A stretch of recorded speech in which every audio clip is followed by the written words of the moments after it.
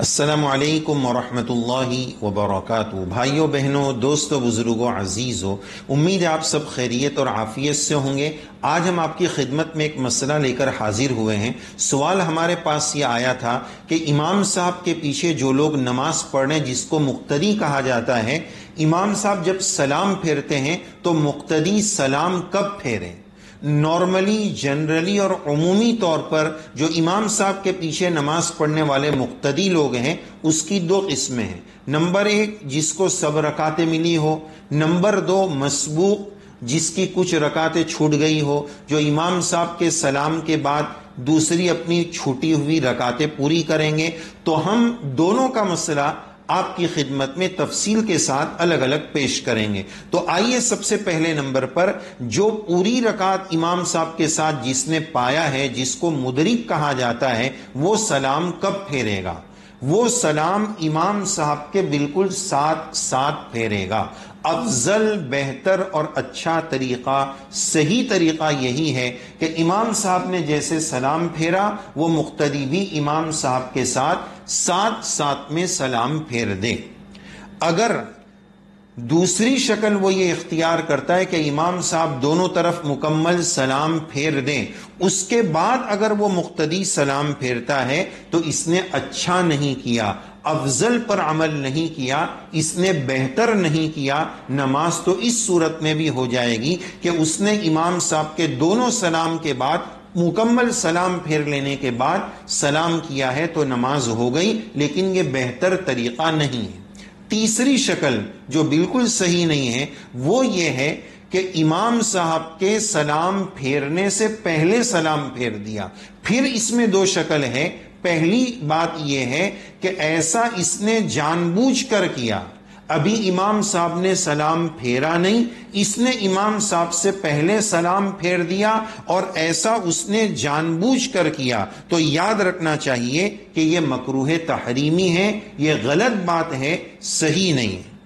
اور اگر اس نے جان بوجھ کر نہیں، بھول سے کیا یا عذر کی وجہ سے کیا، مثلا کیا عذر کہ وضو ٹوٹنے جا رہا ہے، ری خارج ہونے کا خطرہ ہے، تو اس نے جلدی سے سلام پھیر دیا کہ اگر سلام نہیں پھیروں گا تو نماز کے بیچ میں ری خارج ہو جائے گی، وضو ٹوٹ جائے گا، تو ایسے کسی عذر کی وجہ سے اس نے ایسا کیا تو پھر مکروہ بھی نہیں ہوگا، نماز صحیح ہو جائے گی۔ اب آئیے دوسرے قسم کا مقتدی جس کی کچھ رکعتیں چھوٹ گئی ہے۔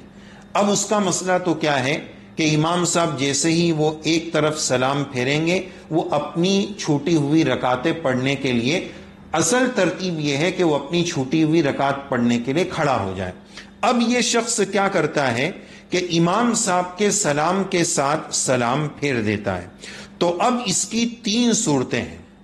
پہلی صورت تو یہ ہے کہ اس نے یہ سلام جان بوجھ کر پھیرا ہے۔ تین نہیں، پہلے دو صورتیں ہیں۔ اس نے یہ سلام جان بوجھ کر پھیر دیا تو اب اس کی نماز فاسد ہو جائے گی۔ کس نے؟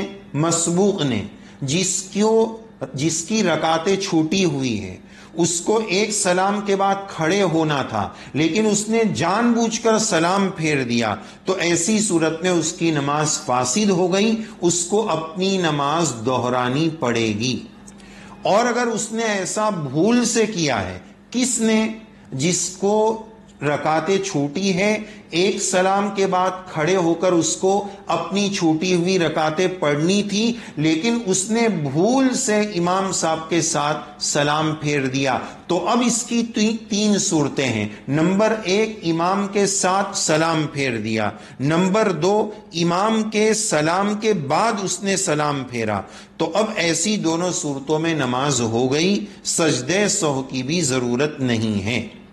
یہ صورت کہ امام صاحب کے ساتھ سلام پھیرا یا امام کے سلام کے بعد سلام پھیرا، تو ان دونوں صورتوں میں سجدے سہو کی ضرورت نہیں ہے۔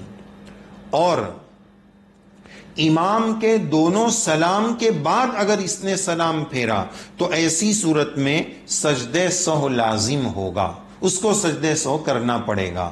اور یاد رہے کہ ایک طرف سلام پھیرے یا دونوں طرف سلام پھیر دے، دونوں صورتوں میں یہی تفصیل رہے گی۔